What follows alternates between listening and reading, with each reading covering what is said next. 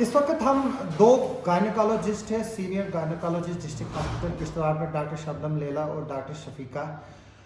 हमने बात की फिजिशियन डॉक्टर संजय परिहार से, जो यहाँ के सर्जन हैं डॉक्टर रविंदर जी, उनसे बात की हमने कि कोविड में किस तरह से की परेशानियाँ आती हैं और इसको किस तरह से ट्रीट किया जाए, इसको किस तरह से लिया जाए। हमारी सोसाइटी में औरतों की जो है वो 50% के करीब जो है वो पॉपुलेशन है, और औरतें जो है वो इस कोविड-19 की वजह से काफ़ी जो है वो झेल रही हैं, चाहे वो डोमेस्टिक वायलेंस हो, यहाँ कोई बीमारी हो, या कोई उनकी हालात जो है वो किस तरह के हों। और जो ख़ास तौर पर प्रेग्नेंट लेडीज़ है, इस दौर से जो वो गुजर रही है, क्योंकि जो प्रेग्नेंट लेडीज़ होती है वो जो ऑलरेडी है साइकोलॉजिकली थोड़ी सी डिप्रेस भी होती है, और उनको काफ़ी चीज़ें जो है वो देखनी पड़ती है। हम बात करेंगे डॉक्टर शबनम से और डॉक्टर शफीका से कि किस तरह से जो है वो हैंडल करना चाहिए।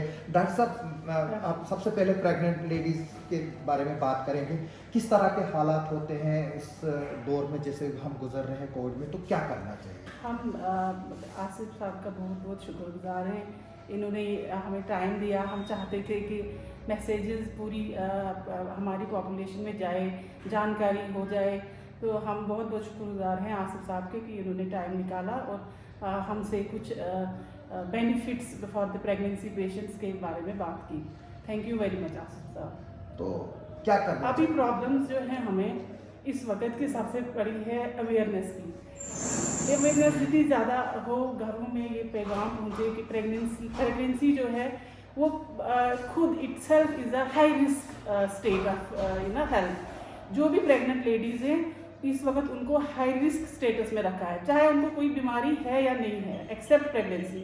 तो इनके लिए वही तीनों चीज़ें बहुत ज़रूरी हैं। एक तो घर में आइसोलेट करके रखें, जो भी प्रेग्नेंट लेडी है उसके साथ बाहर के लोग जो अंदर आते हैं उनको कम रखें कांटेक्ट, और जो जहाँ मजबूरी है घर वालों को अंदर जाना ही है, वो अपने कपड़े चेंज करके, हैंड वॉश करके और बाथ लेके फिर जाके अपने घर में जाएं, ताकि प्रेग्नेंट लेडी को डायरेक्ट कांटेक्ट ना हो।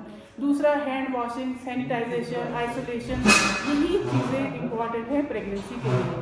मगर फिर भी एक नॉर्मल फीमेल और एक प्रेग्नेंट फीमेल, इन दोनों में बहुत ज़्यादा फ़र्क है। ये बहुत ज़रूरी है कि प्रेग्नेंट लेडी की आइसोलेशन और उसकी केयर इस कोविड में बहुत इम्पोर्टेंस रखती है। हम देखते हैं कि जो प्रेग्नेंट लेडी है उसको एक रेगुलर चेकअप चाहिए।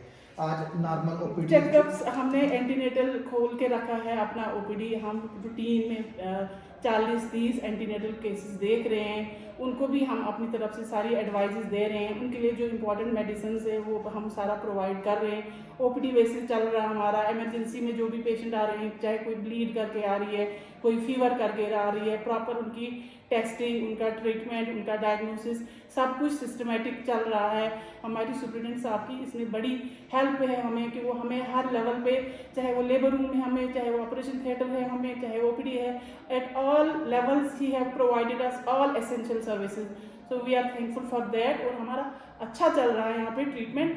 हम कोविड पेशेंट्स देख रहे हैं प्रेगनेंसी के, उनको अच्छा ट्रीटमेंट भी दे रहे हैं। अभी तक हमारे पास कोई कॉम्प्लिकेसीज प्रेग्नेंट पेशेंट को नहीं हुई है। कुछ पिछले भी हमारे यहाँ सिजेरियन हुए, नॉर्मल डिलीवरीज हुई, अल्हम्दुलिल्लाह we were at good state of holding this COVID situation for pregnancy. Doctor Shabnam, जो प्रेग्नेंट लेडी है अगर वो बाहर ना निकले, घर में ही कन्फाइंड है, तो किस तरह से जो स्ट्रेस है या बाकी चीज़ें हैं उनको क्या एक्टिविटीज़ करनी चाहिए? क्योंकि हम देखते हैं कि अक्सर प्रेग्नेंट लेडीज़ को कहा जाता है, आप कहते हैं कि चलना, सैर करो, बाहर निकलो, लेकिन आज तो आप अंदर ये कह रही हैं, तो किस तरह से मैनेज करें वो? नहीं, देखिए, जो प्रेगनेंसी और ये कोविड-19 है, स्ट्रेस तो हम कह रहे हैं इसमें, लेकिन हमें ये है कि पेशेंट को उनको स्ट्रेस कम करने, वॉक वगैरह तो कर सकते हैं, उसमें घर में तो वॉक कर सकते हैं, अगर लॉन है उसमें कर सकते हैं, इवन कमरे में भी कर सकते हैं। बाकी जो भी हाउस होल्ड एक्टिविटीज़ हैं वो कर लें, वो अंदर से अपने लॉन में वॉक कर रहे हैं, वो टीवी देखें, वो अपनी खाने किचन के साथ बिजी रहें, कोई न्यूज़पेपर, कोई मैगजीन जो उनको जिसमें चॉइस है उसके थ्रू अपने आप को इन्वॉल्व करके रखें। क्योंकि स्ट्रेस जो है वो प्रेग्नेंट ज़्यादा है, क्योंकि उसमें मिसकैरेज, बाकी चीज़ों का भी खतरा रहता है। तो मेन इस वक्त रिपोर्ट जी, कोविड का मेनली यही बच्चे पे यही ज़्यादा रिस्क आया है कि इनमें प्रीमेच्योरिटी का ज़्यादा चांस है। स्ट्रेस है मेन रीज़न, स्ट्रेस, और ये है कि कोविड की वजह से प्रीमेच्योरिटी का ज़्यादा रिस्क है। तो कोशिश करनी है। एक तो रेगुलर चेकअप्स हैं वो तो रखने हैं साथ साथ। तो आप कैसे पहुंच रहे हैं उनके घरों तक, मतलब अगर जो आ नहीं पाएगी जो आशा वर्कर्स हैं, आशा वर्कर के थ्रू हम मैसेज भेजते हैं उनको, अपना रूटीन जो आयरन कैल्शियम है रूटीन वो लेना है। और जो बीच में इन्वेस्टिगेशन करने के लिए अगर कभी मतलब उनको हीमोग्लोबिन उनको समझाते हैं कि अगर आपका खून की कमी है, अगर उनको लगता है कि उनको सांस में तकलीफ है या उनको कोई प्रॉब्लम है, जगह रेस्पिरेटरी प्रॉब्लम्स लाइक कफ फीवर, अगर उनको कोई है या सांस में कोई प्रॉब्लम, तो उस सूरत में उनको अपने हॉस्पिटल पहुंचना है, अपने हेल्थ केयर वर्कर्स तक पहुंचना है। उस सूरत में घर में नहीं बैठना है, उस सूरत में पहुंचना है। मेन मैसेज हमें देनी है इनको, ये ओवर क्राउडिंग जहाँ पे भी उन चीज़ों को अवॉइड करें। ओवर क्राउडिंग, बाजार जाना, बाहर निकलना, और अगर कहीं निकले भी तो मास्क का इस्तेमाल, रेगुलर मास्क का इस्तेमाल। हमने दो चीज़ें की, एक तो नॉर्मल प्रेग्नेंट लेडी है वो ऑलरेडी स्ट्रेस में है ही है, लेकिन फिर हम देखते हैं कि काफ़ी घरों में जो है वो टेंशन्स होती है, डोमेस्टिक प्रॉब्लम्स हैं, बाकी चीज़ें हैं। तो आप जो ख़ासतौर पर जो फैमिली है उनके लिए क्या मैसेज देना चाहेंगे, न सिर्फ एक प्रेग्नेंट लेडी को, क्योंकि जो नॉर्मल लेडी भी जो है इस वक्त एक माँ है, वो भी जो है वो स्ट्रेस में है, जिस तरह से जो डोमेस्टिक घर के प्रॉब्लम्स होते हैं, झगड़े होते हैं या 10 चीज़ें होती हैं। आजकल काफ़ी रिपोर्ट्स आ रही हैं कि डोमेस्टिक वायलेंस हो रहा है। वायलेंस मतलब ये नहीं है कि इंसान को पीटा जाए, औरत को, लेकिन जो जहनी कसर को, उसके लिए क्या कहेंगे आप सोसाइटी को, और जो खास तौर पर जो घर के जो मर्द हजरात है या सास ससुर है, हस्बैंड है, देवर है, ननद है, उनके लिए क्या कहेंगे आप, किस तरह से फैमिली को इस वक्त चलाया जाए ताकि इस सिस्टम से बाहर?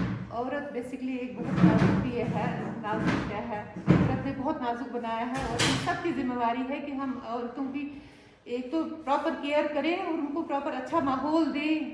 खासतौर पे अगर वो प्रेगनेंसी हो तो उसमें यूजुअली भी हार्मोनल चेंजेस की वजह से मूड स्विंग्स होते हैं, आपको एक्स्ट्रा ख्याल रखना है। नॉर्मल फीमेल्स का भी साथ इनके पेश आना है, थोड़ा इनके साथ नरमी रखनी है। प्रेगनेंसी तो वैसे ही एक मुश्किल स्टेट होती है, इनको दर्दें होती रहती हैं, उठना बैठना इनके लिए मुश्किल है, बहुत ज़्यादा भाग दौड़ कर नहीं सकते।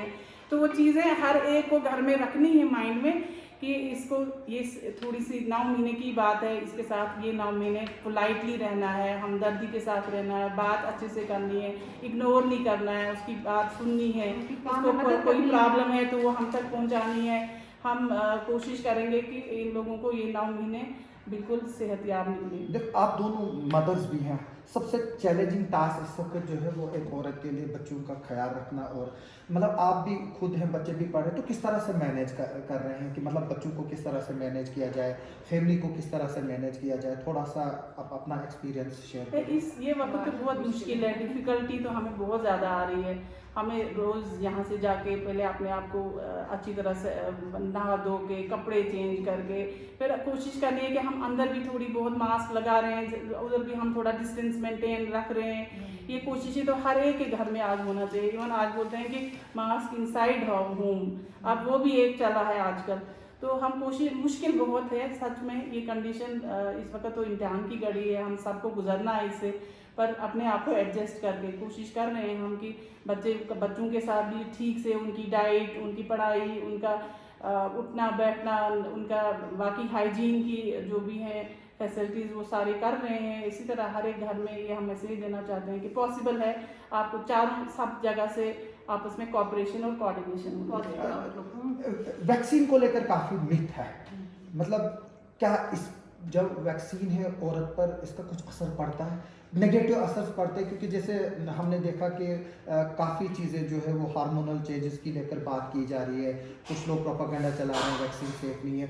औरतों के लिए ये वैक्सीन कितनी सेफ? अभी तक इसमें यहाँ पे जो लेटेस्ट रिकमेंडेशन है, मतलब बहुत सारी रिसर्च हो रही है, ये उसमें कहा जा रहा है कि पॉजिटिव है आउटलुक, लेकिन अभी तक इसकी प्रेगनेंसी में स्टडीज बहुत एडवांस चल रही हैं, ऑलमोस्ट अच्छे ही रिजल्ट्स आ रहे हैं। डॉक्टर्स एसोसिएशन कश्मीर ने पहले ही, अभी 2 दिन पहले ही रिक्वेस्ट की है गवर्नमेंट से कि चूंकि प्रेगनेंसी एक हाई रिस्क स्टेट है, इनको हमें इम्यूनाइजेशन देनी चाहिए। तो हम वेट कर रहे हैं final decision for pregnancy lady. बाकी जो बाकी औरत है जो प्रेग्नेंट नहीं है उसके लिए बिल्कुल सेफ है, जैसे मर्द के लिए वैसे औरत के लिए, कोई हार्मोन की बात नहीं है।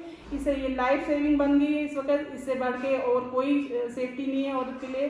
कोई हार्मोन में प्रॉब्लम नहीं है, कोई बच्चा पैदा करने में प्रॉब्लम नहीं है, कोई आगे की प्रेगनेंसीज में प्रॉब्लम नहीं है, कोई मेंस्ट्रुअल डिसऑर्डर्स नहीं है, बिल्कुल नॉर्मल जैसे बाकी वैक्सीन हम आज तक ले चुके हैं वैसे ही ये भी हमारे लिए जरूरी है। एक क्लेरिफिकेशन चाहूंगा मैं कि क्या जो प्रेग्नेंट लेडी है उसके लिए सेफ है वैक्सीन? अभी- क्योंकि अभी कंफ्लिक्टिंग अभी स्टेटमेंट्स आ रहे अभी हैं जैसे आपने स्टडीज एडवांस चल रही हैं, अच्छे रिजल्ट्स आ रहे हैं, हमें उम्मीद है कि बहुत ही जल्दी इस पे शायद काम शुरू हो जाएगा। नहीं, इस pregnancy स्टेज पे करना चाहिए नहीं अभी करना तक नहीं किया है, अभी तक शुरू नहीं किया, अभी तक शुरू इस नहीं time किया तक नहीं मतलब किया। वो करके हाँ। तो इस वैक्सीनेशन की एब्सेंस में औरतों को और भी ज्यादा एहतियात की जरूरत है कि हमें वही है कि लेडीज को घर में आइसोलेट रखना है, थोड़ा बहुत इनके सामने जाना है, नहा धो के कपड़े चेंज करके वायरस को बाहर ही निकाल के फिर अंदर, और बेटर है अगर वो थोड़ा बहुत मास्क भी यूज करें, कुछ ज्यादा बाहर आने जाने की बात है तो बेटर है मास्क भी अंदर यूज करें तो वो ठीक रहेगा। अब एक बहुत बड़ा सवाल है जो लैक्टिक मदर्स है, अगर उसको कोविड पॉजिटिव होता है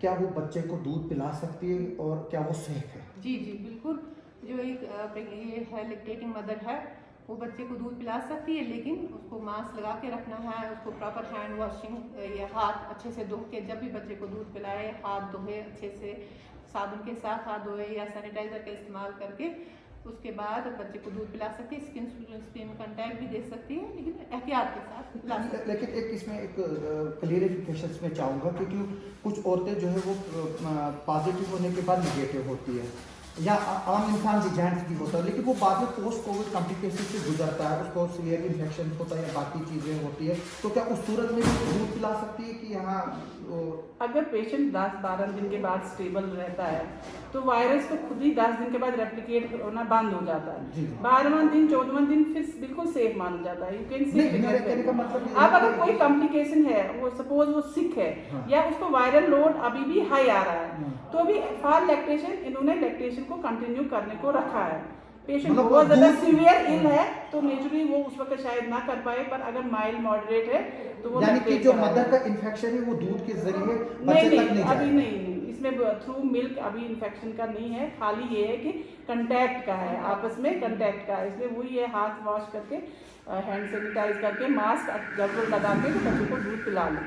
आप एज ए डॉक्टर सोसाइटी को क्या इस वक्त मैसेज देंगे आप दोनों? सोसाइटी के लिए यही है कि आइसोलेशन मेंटेन रखें, सोशल डिस्टेंसिंग मेंटेन रखें, हैंड सैनिटाइजेशन करें, मास्क पहने, बाज़ारों में अननेसेसरी भीड़ ना करें, बहुत ही ज़रूरत के वक्त बाहर निकलें, जितना अंदर बैठें उतना इस वक्त सबके लिए अच्छा है। अस्पतालों का लोड बढ़ रहा है, बेड्स की कमी हो रही है, तो ये हमें इस वक्त समझनी है, बच्चों का ख्याल रखना है, उनका सैनिटाइजेशन का, उनका ये डाइट का, ठीक है, वो सारी चीज़ें हमने मेंटेन करनी है। और इस वक्त बाहर नहीं निकलने के लिए जितना हम कम निकले वो सबसे बेस्ट है। तो सबसे बेहतर कि अपनी सोच को एक पॉजिटिव रखें कि ये टाइम गुजर जाएगा, ये कुछ देर की प्रॉब्लम है, इसमें हमने सफ़र करना है, अंदर बैठना है, बहुत ज़रूरत है तो ही बाहर निकलना है, वही बेस्ट प्रिवेंशन है। एक लास्ट सवाल, मतलब डिफरेंट किस्म की बीमारियों से जो है वो औरतें जूझती हैं,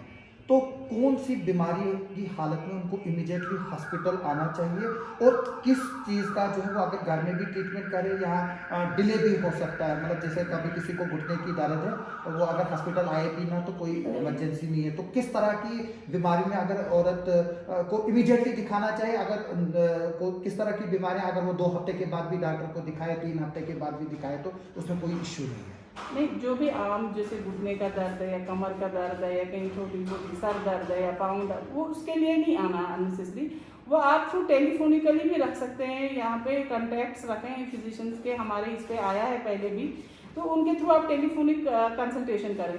हाँ, किसी को हार्ट का कोई प्रॉब्लम हो रहा है, कोई किडनी फेल हो रही है या कोई ब्रेन का स्ट्रोक हो रहा है, तो जो सीवियर हमारी इमरजेंसीज होती हैं, या इतनी कोई वॉमिटिंग लूज मोशन है कि पेशेंट शॉक में जा रहा है, उसको वो खड़ा नहीं हो पा रहा है, जैसे आपकी कंडीशन है, माइल्ड मॉडरेट पेशेंट्स को घर में बैठना है जिनको थोड़ी बहुत प्रॉब्लम है। जो सीवियरिटी ऑफ डिजीज़ है, हार्ट डिजीज़ है, रीनल डिजीज़ है, इतना शुगर हो गया 400-500, उन्हीं चीज़ों में बाहर निकलें। बाकी आप टेलीफोन नंबर्स प्रोवाइडेड हैं गवर्नमेंट की तरफ से, हर जगह आप थ्रू टेलीफोनिकली बाकी चीज़ों के लिए हमसे ले सकते हैं ट्रीटमेंट थ्रू टेलीफोन।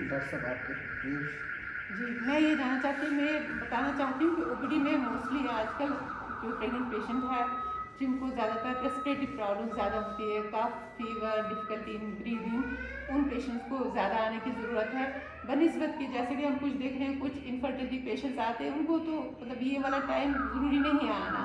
वो वाले पेशेंट या नॉर्मल जिनको menstrual problems, irregular problems, irregular periods, उनको वैसे पेशेंट बाद में भी आ सकते हैं। उनको अवॉइड करना है हॉस्पिटल आना, क्योंकि हॉस्पिटल में भी यूजुअली हाई रिस्क प्लेस है। तो इन चीज़ों में ज़्यादा ही मेनली है रेस्पिरेटरी प्रॉब्लम अगर प्रेगनेंट पेशेंट को हो रही है, या बहुत ज़्यादा ये कोई ब्लीडिंग वाला प्रॉब्लम हो रहा है, तो उस सूरत में हॉस्पिटल आने की ज़रूरत है। हो रही है, Acute pain ब्लीडिंग हो रही है, सूरत कोई में भी एक्यूट कंडीशन है, ब्लीडिंग, पेन, कोई चक्कर आया, गिर गया या ऑक्सीजन सेचुरेशन बाई चांस कम हो रही है, रेस्पिरेटरी प्रॉब्लम है, वो तो सीवियरिटी ऑफ डिजीज को देखेंगे। आपका बहुत बहुत शुक्रिया। डॉक्टर साहिबान क्लियरली बोल रहे हैं कि इस वक्त जो औरतें घर में हैं उनको प्यार की ज़रूरत है, ख़ासतौर पर जो प्रेग्नेंट लेडीज़ हैं, जहाँ जो मदर्स हैं, जो इस वक्त फैमिली है, जो घर की चाहे न्यूक्लियर फैमिली हो चाहे वो सिंगल फैमिली हो, एक रिस्पॉन्सिबिलिटी बनती है सब लोगों पर कि वो वक्त की नज़ाकत को समझे और प्यार और मोहब्बत से जो है वो इस वक्त घर में रहे। चाहे अगर कोई भी उनके डिफरेंसेस हैं उनको सेट असाइड छोड़े और फोकस अपनी हेल्थ पे करे और सोसाइटी पे करे और मास्क पहने। और इनका साफ ये कहना है कि वैक्सीनेशन औरतों के लिए उतनी ही सेफ है जितनी मर्दों के लिए है। अभी हालांकि सिर्फ इस वक्त तक अभी तक डिसीजन नहीं लिया गया कि क्या प्रेग्नेंट औरतें जो है वो वैक्सीन करेंगी कि नहीं करेंगी। इस पर हालांकि डॉक्टर एसोसिएशन कश्मीर का जो है वो स्टेटमेंट आ चुका है कि उनको भी करना चाहे, लेकिन अभी तक जो है इसमें असमंजसी है। लेकिन उम्मीद है कि विद इन वीक्स या 2 वीक्स जो है इस पर क्लियरिफिकेशन आएगी और हमें उम्मीद है कि जो डॉक्टर साहिबान ने एडवाइस आप लोगों को की है आप जो है वो फॉलो करेंगे और सोसाइटी को कंट्रीब्यूट करेंगे इस बीमारी को फर्दर फैलाने से। आप सबका बहुत बहुत शुक्रिया।